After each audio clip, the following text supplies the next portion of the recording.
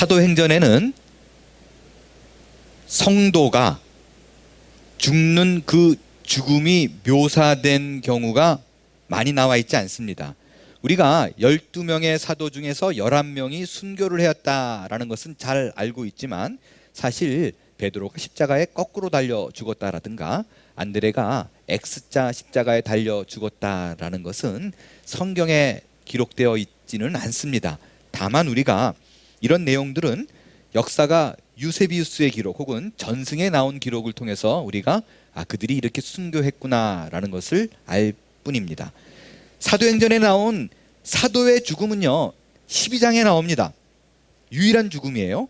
헤롯 왕이 야고보를 칼로 죽였다라는 그런 기록이 나옵니다. 아마 참수, 비헤딩을 했을 것으로 생각합니다. 그런데 성경에 나온 성도의 죽음 중에 가장 장렬하게 그리고 은혜롭게 죽음이 기록된 것은 아이러니하게도 사도가 아닙니다. 오늘 본문의 평신도 집사 스데반이에요. 사도의 죽음도요 그냥 성경의 달 한 줄, 요한의 형제 야고보가 칼로 죽임을 당했다, 이 정도로만 나오는 정도인데, 스데반의 죽음은요 6장과 또 7장 한 장 전체를 다 할애할 정도로 무게 있게 다뤘습니다. 왜 성경은 스데반의 죽음을 그렇게 크게 다루었는가? 이 스데반의 죽음을 통해서 우리에게 전하고자 하는 메시지는 무엇인가? 이 죽음을 통해서 알 수 있는 성경의 교훈 3가지를 오늘 여러분과 살펴보겠습니다. 첫 번째로요, 신자의 힘입니다. 예수를 믿는 사람들은 어떤 힘으로 살아가는가? 스데반의 죽는 모습을요 우리가 구체적으로 7장에 가면 조금 더 정확하게 다뤄보겠지만, 그의 죽음은요 예수님의 죽음하고 굉장히 흡사합니다. 고소를 당한 내용도 비슷하고요, 죽을 때 곁에 있는 사람들을 축복하면서 그 원수들을 끌어안고 죽는 모습도 상당히 비슷합니다. 그리고요 그의 죽는 모습을 보면 그가 죽기 직전에 예수님께서 벌떡 일어나서 그를 맞이하고 있는 환상을 봅니다. 그래서 복음을 담대하게 전하면서 평안히 죽음조차도 누리며 떠나는 모습, 그게 바로 스데반이었었어요. 그래서 스데반을 이야기하면요 항상 예외 없이 긍정적으로 평가합니다. 정말 짧고 굵고 강렬한 삶을 살았던 사람, 그리고 죽었던 사람, 그게 바로 스데반이에요. 어떻게 그럴 수 있는가? 어떻게 그럴 수 있는가? 그가 이 땅을 그렇게 장렬하게 멋있게 살아갈 수 있는 힘은 어디에서 왔는가? 그 답은요 8절에 있습니다. 우리 함께 8절을 같이 읽겠습니다. 시작. 스데반이 은혜와 권능이 충만하여 큰 기사와 표적을 민간에게 행하니 라고 되어 있어요. 성경은요 그가 죽음 앞에서도 그렇게 당당했었던 이유는 하나님의 은혜와 권능이 그에게 충만했다라고 얘기를 합니다. 실제 그는요 성경의 기록을 보면 그가 갖고 있는 그 하나님으로부터 받은 은혜로 말미암아 펼쳐나오는 권능으로 많은 기사와 표적을 행했습니다. 여러분, 그러면요 여기서 우리는 이런 의문이 들어요.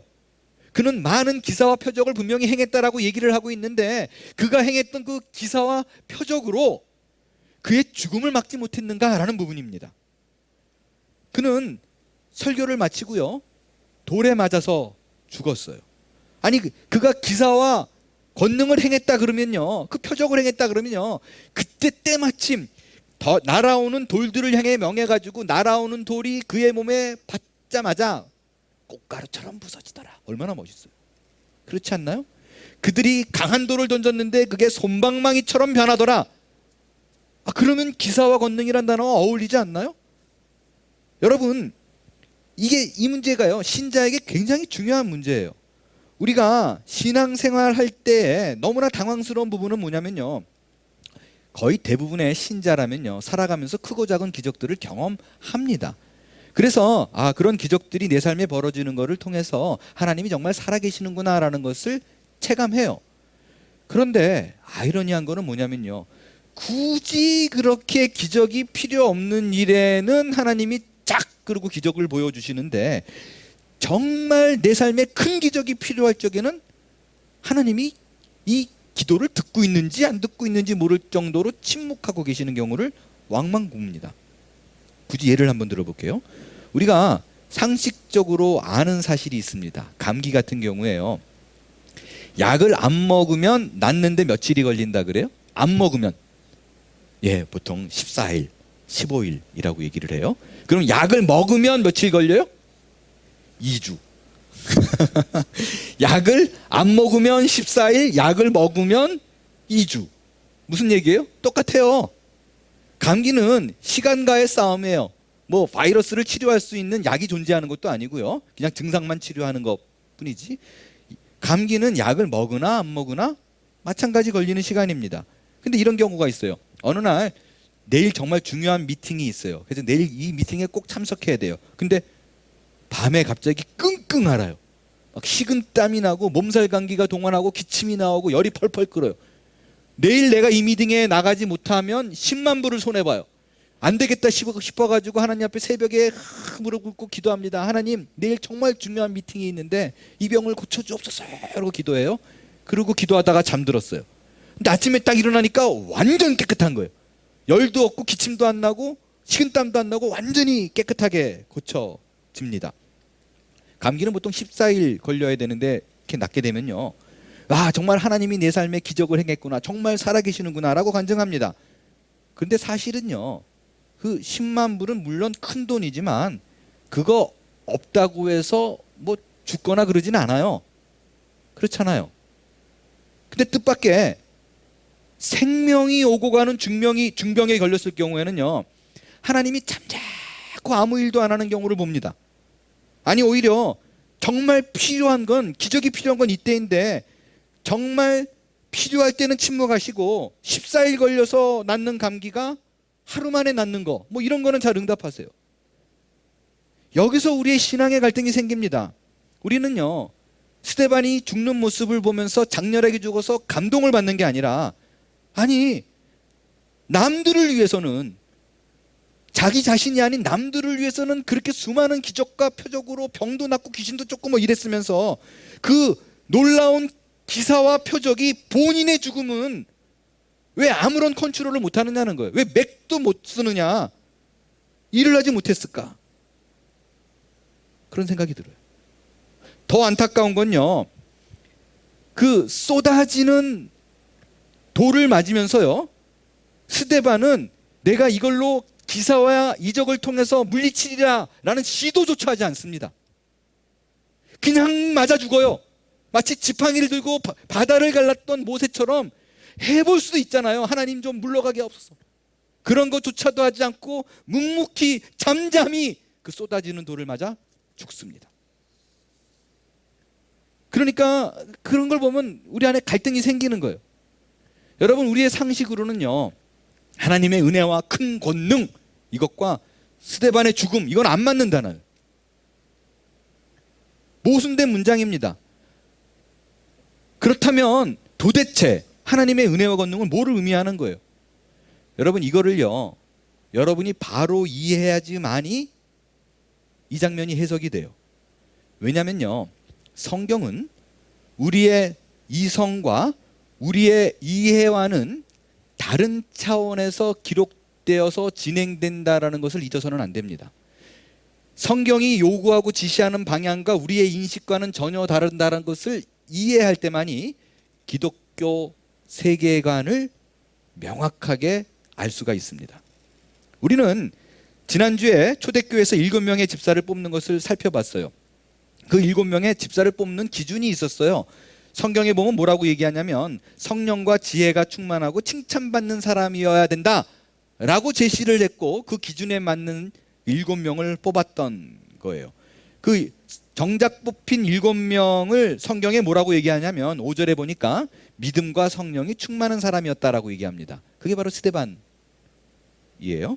스데반은 그가 가진 믿음과 그에게 임한 성령으로 인해서 하나님의 권능이 나타난 거고, 그것이 초대교회에서 집사가 될 수 있었던 조건이었습니다. 이 집사가 될 수 있는 조건을, 똑같은 얘기를요, 사도 바울이 디모데전서 3장 8절에서 13절을 통해서요, 집사는 이런 사람이 되어야 된다라고 이렇게 얘기를 합니다. 디모데전서 3장 8절에서 13절 제가 읽을게요. 집사가 어떤 사람이 되어야 되는가? 잘 들어보세요. 이와 같이 집사들도 정중하고 일구이연하지 않고 술에 임박히지 아니하고 더러운 일을 탐하지 아니하고 깨끗한 양심에 믿음의 비밀을 가진 자야 할지니, 이에 이 사람들을 먼저 시험하여 보고 그 후에 책망할 것이 없으면 집사의 직분을 맡게 할 것이요. 12절, 집사들은 한 아내의 남편이 되어 자녀와 자기 집을 잘 다스리는 자일지니, 집사의 직분을 잘한 자들은 아름다운 지위와 그리스도 예수 안에 있는 믿음의 큰 담력을 얻느니라 라고 되어 있어요. 이게 집사의 요건이에요. 여러분, 이 집사의 요건을 잘 읽어보면 굉장히 놀라운 게 뭐냐면요, 앞서 말씀드렸던 사도행전에서 성령 충만한 사람이 집사가 되어야 된다라는 그 성령 충만의 구체적인 내용이 그닥 대단한 게 아니라는 걸 알 수 있어요. 그러니까 특별한 게 아니에요. 정중하고 말 한 발을 잘 지키고 상당히 도덕적이고 지극히 가정적인 사람이 성령 충만한 사람이에요. 그런 사람이 집사가 될 수 있는 거예요. 여러분, 이게 하나님의 은혜를 입은 사람이고요, 이게 지극히 상식적인 것이 성령에 충만한 사람이에요. 성령 충만한 사람이라는 것이 막 병자를 고치고 죽은 사람을 일으키고 말씀 한마디에 귀신을 내쫓고 뭐 이런 게 아니라고요. 세상 사람들이 보기에도 너무나 평범하고 지극히 도덕적이고 윤리적인 것에 어긋나지 않는 사람, 그게 바로 성령 충만한 사람이고요, 하나님의 은혜와 권능이 있는 사람이라는 것입니다. 그렇다면 그가 충만했던 그 성령으로 말미암아 행했던 기사와 표적은 뭐라는 거예요? 도대체 무언가? 예, 여러분, 맞아요. 그가 행했던 기사와 표적은 우리가 생각하는 그런 거 맞다고요. 그러니까 병자 고치고 귀신 물리치고 죽은 자 살려내는 거를요, 스데반이 했어요. 그럼 여기서 이제 헷갈리는 거예요. 평범한 사람인데 기적을 행했는데 왜 자기는 못하느냐는 거예요. 왜 자기의 죽음은 못 막냐는 거예요. 이건 바로 이런 뜻입니다. 여러분, 제가 부임하고 나서 귀에 아주 인이 박히도록 드린 말씀입니다. 성경에 나온 표적은요, 단순합니다. 초자연적인 것만을 의미하지 않아요. 성경에 나온 표적은 항상 그 초자연적인 그런 이적과 기사를 통해서 예수 그리스도가 어떠한 분이라는 것이 드러나야 돼요. 하나님이 어떠한 일을 행하셨다라는 것이 나타나야지만이 성경에서 말한 정확한 표적이라는 뜻에 부합된 말이에요. 내가 어떤 큰 기적을 행했는데 나도 잘 모르겠고, 내가 어떤 거를 겪었는데 나도 모르고 남도 그것이 예수가 그리스도라는 것이, 구원자라는 것이 하나님이 하신 일이라는 것이 증거되어지고 드러나지 않으면 그건 기독교에서 말한 표적 아니에요. 그렇다면 수많은 기적을 통해서 예수 그리스도를 알리고 전도를 했었던 그 스데반이 그 자신의 죽음의 순간에는 왜 초자연적인 기적을 동원하지 않았을까? 할 수 있었을 거잖아요. 근데 왜 안 했을까? 그 이유는 정말 아주 단순합니다. 그는 알았어요. 자신을 공격하고 비방하는 자들에게 더 이상 그 초자연적인 기적이 아무런 의미가 없다는 걸 알았습니다. 그들에게 가장 큰 기적, 정말 충격을 줄 수 있는 기적은 뭔가? 그거는 그의 죽음을 통해서 예수가 그리스도라는 것이 증거되어지는 거예요. 그걸 보여주는 거예요. 그래서요, 그가 쏟아지는 그 돌을 다 막기로, 기꺼이 막기로 결심을 한 거고요, 그의 죽음이 코앞에 있는 가장 임박한 순간에도 당당했던 거예요. 그래서요, 그는 그 죽음이 임박한 순간조차도 기적을 시도조차 하지 않았던 것입니다. 왜? 본인이 어떻게 죽어야지 그리스도가 증거되어진다는 걸 너무나 잘 알았어요. 그게 이유예요. 그래서 15절에서는 이렇게 얘기합니다. 공회 중에 앉은 사람들이 다 스데반을 주목하여 보니 그 얼굴이 어떻게 됐다고요? 천사의 얼굴 같더라. 그 모습으로 증거했어요. 여러분, 세상에 있는 모든 사람들에게 가장 두려운 것이 뭐냐라고 물어본다면 그거는 예외 없습니다. 죽음입니다. 이것은 누구도 피해갈 수 없는 자리이기 때문에 그래요. 그래서요, 불로초를 구해서라도 시간을 늦추려고 하고, 이것이 모든 사람들이 갖고 있는 인지상정입니다. 그런데 스데반은 그 죽음을 두려워하지 않았어요. 그 죽음 앞에서 그의 얼굴이 그의 당당함으로 천사와 같이 빛이 났습니다. 이게 바로 세상 사람들이 이해할 수 없는 거예요. 이것은 예수 그리스도를 그 믿는 믿음, 그가 나의 인생을 주관하시고 마지막 그 순간까지 책임지신다라는 믿음이 없다면 보여줄 수 없는 평안입니다. 결코 그 믿음이 없이는 불가능한 거예요. 네, 그렇습니다. 스데반은 그의 삶을 통해서 다른 사람들에게는 수많은 기적과 이적을 통해서 그리스도가 어떤 분이라는 것을 증거했습니다. 왜냐하면 그들에게 벌어지는 그 기적을 통해서만이 그 연약한 자들에게 예수가 그리스도라는 것을, 구원자라는 것을 알릴 수 있는 방법이었기 때문이에요. 마찬가지로 그 기적과 이적을 자기의 죽음에 도입합니다. 마지막 그 순간에도 기적을 동원하는 거예요. 그것은 날아오는 돌이 솜방망이로 바뀌는 기적이 아니라 세상 사람들이 가장 두려워하는 그 죽음 앞에서도 웃을 수 있는, 평안 가운데 눈 감을 수 있는 기적이에요. 그 죽음 앞에서 얼굴이 천사와 같이 변한, 그것이 바로 그가 예수가 그리스도라고 보여준 기적인 것입니다. 그는 그가 보여줄 수 있는 그 많은 기적 중에 가장 크고 놀라운 기적을 보이면서 마지막 순간을 맞이한 거예요. 그는 그렇게 하나님 품으로 갑니다. 그 결과 정말 재밌는 건, 성경은 그 결과를 뭐라고 얘기하느냐, 그의 죽음을 보면 많은 사람들이 도망가야 되잖아요. 이제는 더 이상 예수 안 믿어, 내가 저렇게 죽게 될 거야 라고 두려움에 떨어야 되는데, 그의 죽음이 예수 그리스도를 드러냈다는, 구원자라는 증거가 뭐냐면요, 그 죽음을 보고 많은 사람들이 흩어졌지만 복음 증거하는 일에 더 열심을 냅니다. 사도행전 8장 4절에 보면 사람들이 흩어져요. 뭐라 그러냐, 두루 다니며 복음의 말씀을 전합니다. 어떻게 그 일이 가능한가? 스데반의 죽음을 보면서 참 기적이 무언가를 알아낸 거예요.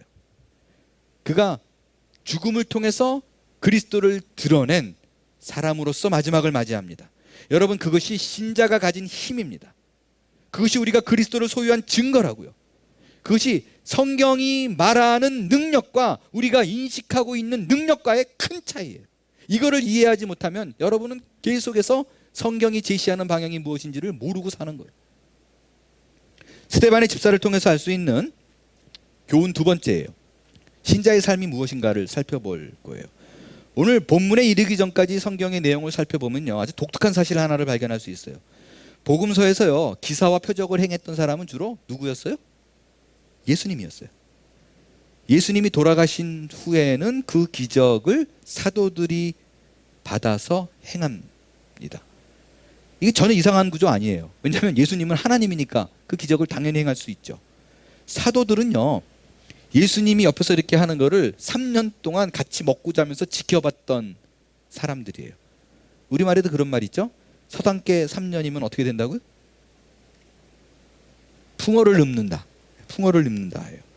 하나님이신 예수님 옆에서요, 3년을 보고 배웠는데 그들이 이 정도는 해줘야죠. 그건 뭐 전혀 이상한 것도 아니에요.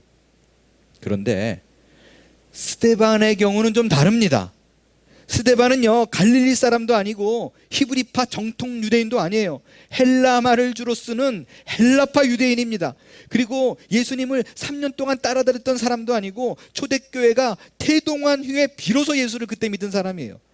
더욱이 시기적으로 따지면요, 초대교회가 태동한 지 얼마 되지 않은 상황이에요. 다시 말해서 오늘날 표현으로 따지면 초신자예요. 평신도 초신자. 그런데 그가 예수님을 따라다녔던 제자들처럼 똑같이 기적을 행하고 사도들이 했던 일들을 그대로 하고 있습니다.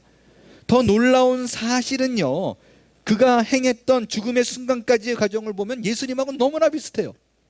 13절, 14절을 보면 그들이 뭐라고 고소했냐면요, 스데반을 성전을 더럽히고 율법을 거스리며 예수가 성전을 허물라고 말했다라고 얘기를 합니다. 이거는요, 마가복음 14장 58절을 보면요, 유대인들이 예수님을 고소했을 때 내용하고 똑같아요. 그의 짧은 크리스찬의 삶도 그렇지만 죽을 때도 그렇잖아요. 주여, 이 죄를 저들에게 돌리지 마옵소서. 그리고 자기를 공격하는 자들을 프로텍트하면서 마지막에 떠나요. 예수님도 십자가상에서 했던 일하고 똑같아요. 여러분, 이 얘기들이 뭐를 얘기하고 있어요? 그건 신자의 삶이라는 건요, 단순합니다. 예수를 쫓아가고 예수를 닮아가고 예수의 명령에 순종하는 삶, 그게 바로 크리스찬이에요. 여러분, 우리가 내가 예수를 믿었기 때문에 그 이후로 구원받았어, 내 죄가 모든 것을 사함받았어, 내 죄가 완전히 깨끗해졌어, 기뻐 뛰는 거요, 이게 다가 아니에요. 근데 많은 성도들이 거기 머물러요. 그래서 좋은 거예요. 마음껏 누리세요. 그러나 그게 다가 아니라 그게 신자의, 성도의 시작이에요. 그 후에 어떻게 살아야 될지를요, 예수님이 가르쳐 줬어요. 빛과 소금으로 살아야 된다는 그 싸움은요, 우리에게 주어진 사명이고 예수님께서 밝히 가르쳐 보이신 삶의 방향이에요. 신자의 삶 다른 거 아니에요. 그분의 명령에 순종하며 사는 거예요. 이게 얼마나 중요한 얘기인지 여러분과 나누고 싶습니다. 복음서에 보면요, 예수님께서요 이런 얘기해요. 누구든지 작은 자 한 사람에게 냉수 한 그릇 준 사람은, 작은 자 불쌍한 사람에게 준 사람은 상을 잃지 않을 거다라는 말을 하셨어요. 여러분, 이 대목에서요, 여러분이 이 글을 읽으면서 맞다. 그래서 우리가 가진 자로서 내가 무엇을 얼만큼 가졌든지 간에 비천한 자, 가난한 자, 없는 자, 불쌍한 자를 찾아가서 도와야 돼, 마땅히 그래야 돼, 그리고 열심히 그들을 돕기 시작합니다. 그런데 정말 그 얘기가 make sense 하네 라고 뛰어들어서 그 일을 행하면요, 그건 신자가 하는 거 아니에요. 내가 그 말을 듣고 make sense 하네, 이거 뛴다, 이렇게 행하면 안 돼요. 내가 예수님이 무슨 말을 했는데 그것을 그대로 행하는 이유가 내 상식과 이성과 그 모든 논리에서 맞기 때문에 이해가 돼서 설득이 돼서 행하면 그건 신자 아니에요. 이해가 되지 않더라도 예수님이, 내 주님이 말한 거니까 나는 몰라 그러고 행하는 거, 이게 바로 신자라고요. 오늘 성경도 잘 보세요. 예수님이 이 명령을 한 게 너희가 가진 자로서 있는 걸 나누라가 아니에요. 너희 상태가 어떤지 상관없는 거예요. 내가 없지만 내가 작다고 생각되는 자에게 물 한 잔 주는 거예요. 저 사람이 더 많은데 상관없다는 거예요. 주는 거예요. 내 상식과 이성과 논리와 계산에 맞지 않기 때문에 안 한다, 신자 아니에요. 그렇게 해서는요, 주님이 가르쳐 주신 그 신자의 삶을 살아낼 수가 없습니다. 교회를 한번 예를 들어볼게요. 교회는 그리스도의 몸입니다. 교회의 머리는 예수 그리스도예요. 그렇다면 교회가 바르게 존재할 수 있는 그 존재 목적에 맞게 살아내려면 어떻게 해야 돼요? 심플. 머리이신 예수 그리스도가 하는 말을 들으면 돼요. 그 외에 다른 어떤 더 좋은 방법은 없습니다. 그냥 교회의 존재 목적에 살아가는 거 단순해요. 머리인 예수 그리스도가 하는 대로, 시키는 대로 하면 되는 거예요. 교회는 건물을 얘기하는 것이 아닙니다. 교회는 예수를 믿은 그 성도 한 사람을 의미하는 거고요. 더 넓은 의미로는 그 예수를 믿은 한 사람이 모인 그 모임, 그 공동체를 의미하는 거예요. 그런데 신자가 신자의 삶을 살아내기 위해서는요, 하나님의 지혜가 필요하잖아요. 그럼 그 하나님의 지혜를 어떻게 할 수 있느냐? 여러분, 착각하지 마세요. 내가 성경 공부 많이 하고 기도 열심히 하면 하나님의 뜻을 발견할 수 있다? 아니에요. 내가 기도를 통해서 또 어떤 신령한 음성을 통해서 하나님의 뜻이 명확하게 내가 이해할 수 있습니다. 아니라고요. 어떻게 하나님의 지혜, 하나님의 뜻을 알 수 있느냐? 교회를 통해서만이 가능합니다. 왜냐고요? 하나님은요, 당신의 지혜를, 당신의 뜻을 교회를 통해서 나타내 보여주시기 때문에 그렇습니다. 에베소서로 가겠어요. 에베소서 3장 9절에서 11절을 우리말 성경으로 제가 읽을 거예요. 3장 9절. 만물을 창조하신 하나님 안에 영원 전부터 감추어져 온 비밀의 경륜이 어떠한지 모든 사람에게 드러내시기 위해요. 하나님께서는요, 당신의 비밀, 당신의 뜻, 당신의 계획, 당신의 지혜를요, 모든 사람에게 계시할 거예요. 어떻게 계시하느냐? 어떤 방법을 쓰시느냐? 10절.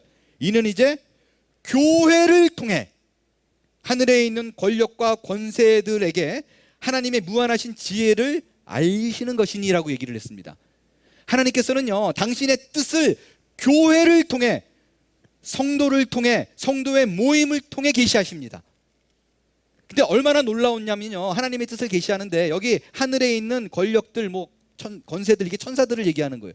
다시 말해서요, 하늘에 있는 천사들조차도요, 교회의 모임을 통해서 돌아가는 그 상황을 보고, 아하, 하나님이 원하는 게 이런 거구나, 그들도 우리의 모습을 통해서, 그 교회를 통해서 알 수 있게 된다는 거예요. 11절.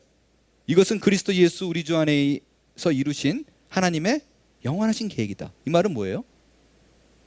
그냥 순간적으로 하나님께서 이렇게 한 게 아니라 원래부터 본인의 창세전부터 계획이 교회를 통해서 내 뜻을 이루리라, 내 뜻을 알리리라 라는 거예요. 여러분, 이게 교회입니다.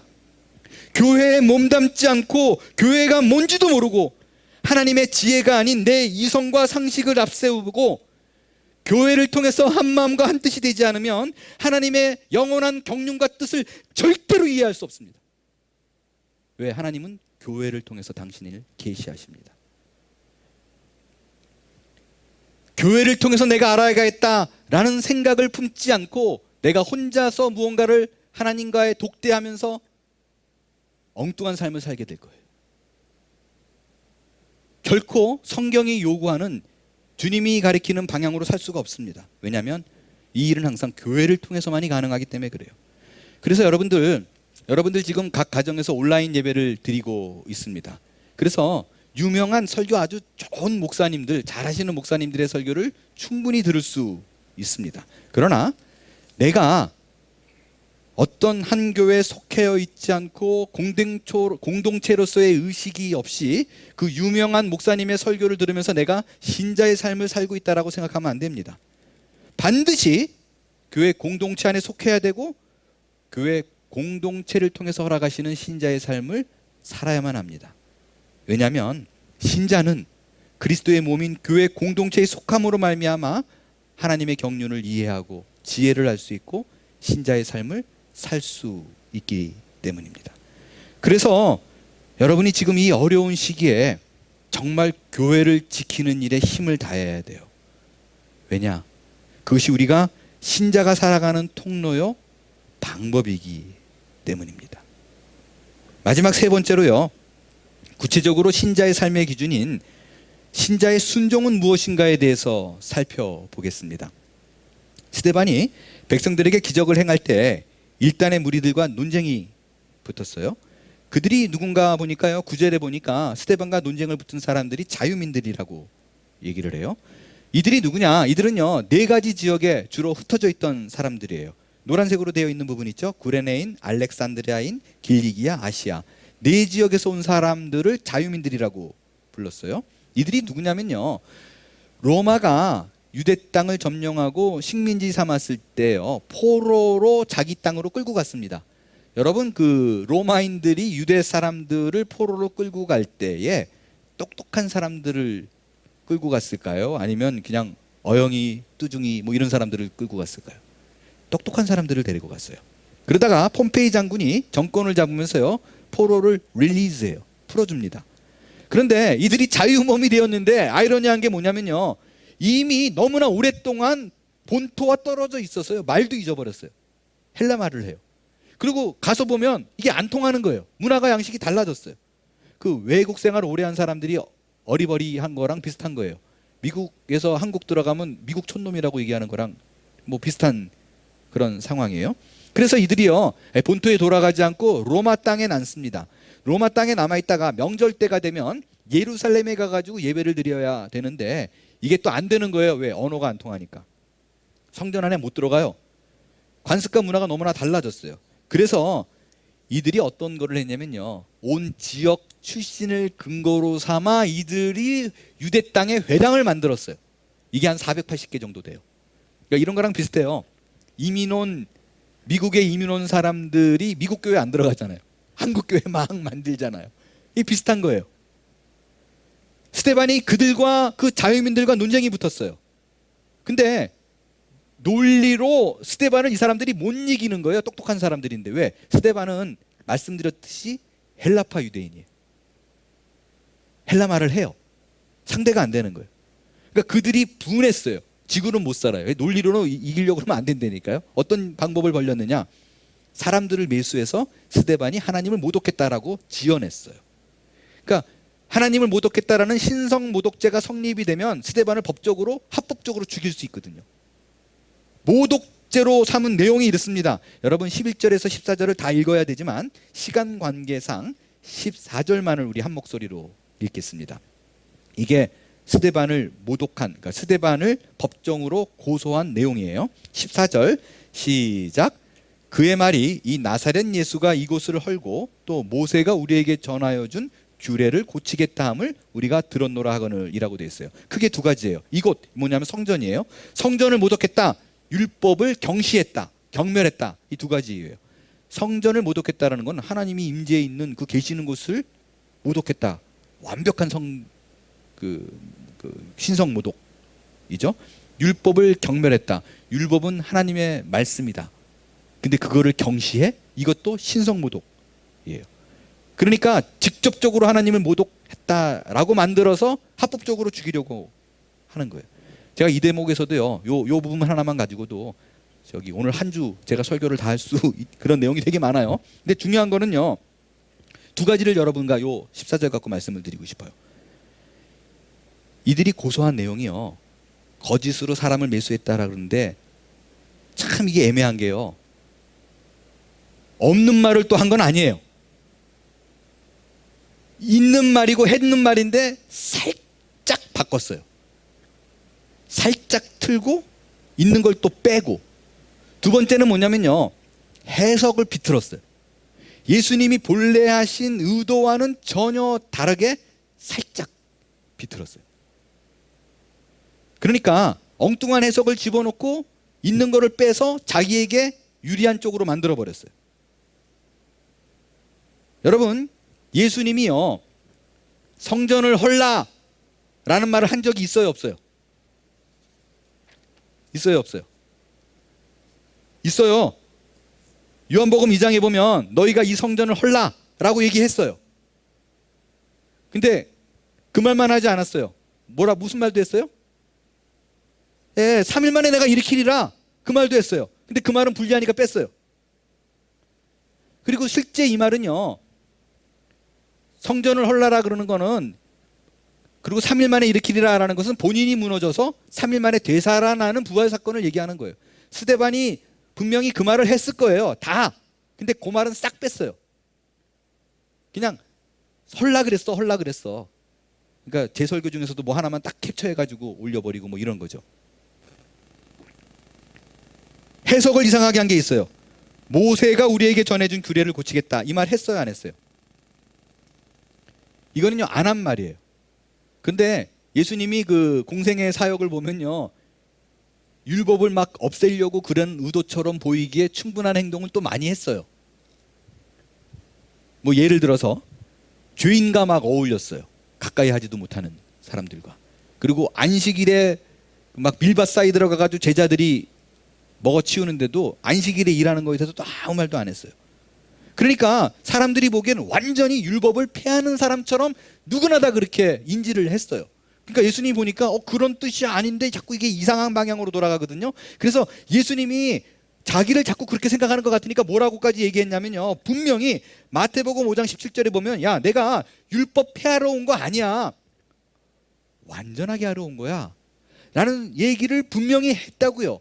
근데 모세의 율법을 폐하려 했다라고 그러니까 사람들이 이 말한 거는 기억 못하고, 맞아 그 3년 동안 하는 거 보면 영락 없어, 율법을 폐하려고 한 거야. 사람들이 이렇게 오해할까 봐 분명히 나는 완전하게 한 거야. 어떻게? 나를 믿는 믿음으로 말미암아 율법을 완전히 온전히 이룰 수 있어라는 건 싹 빼버렸어요. 완전히 다른 해석으로 밀고 나갑니다. 거짓 증언이에요. 하나님의 말씀과 완전히 정반대 길로 가고 있습니다. 여기 정말로 무서운 사실이 또 하나 있어요. 그 하나님의 말씀을 왜곡하는 거, 잘못 적용하는 거, 그들만 그러는 거 아니에요. 오늘날 정말 많은 신자들이 그렇게 행하고 있어요. 성경을 이해하는데 성경이 말하는 대로 이해하지 않습니다. 성경 전체를 두고 하나님의 뜻이 무언가를 파악하려고 그러는 것이 아니라 자기의 필요하고 유익하다고 하는 것만 뽑아서 기억해요. 그 외에 그 어떤 얘기도 들으려고 하지 않아요.